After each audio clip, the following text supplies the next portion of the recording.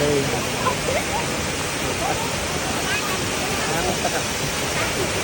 mẹ số đi cả sao thôi tình nhỉ chịu chưa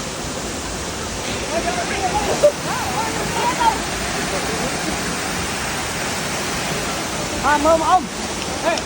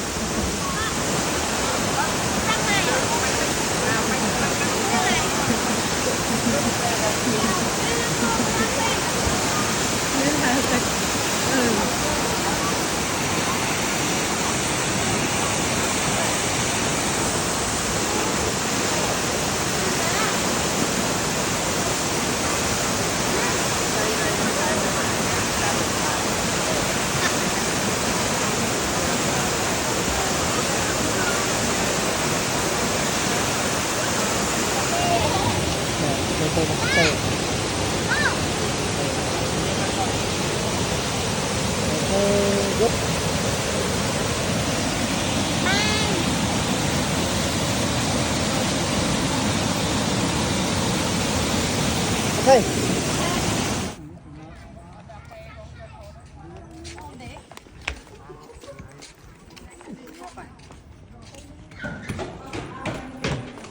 Mấy cái đó máy bao nhiêu chấm lại này đủ chấm lại không mà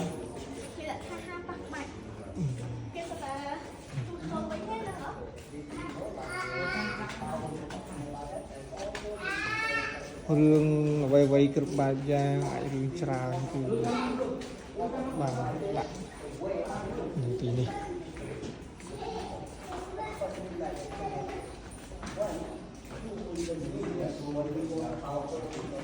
giờ tôi đâu cho chị даже когда мы вечером были,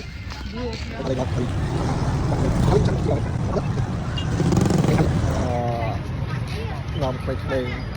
đào lên của con ngon phải đây đào lên cắt xịn hết cắt xịn hết còn phải đào lấy cho nó đào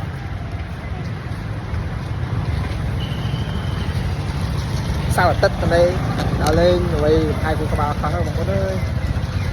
rồi vô mau bán tôi vô được mình bán đấy nè đào lên là đâu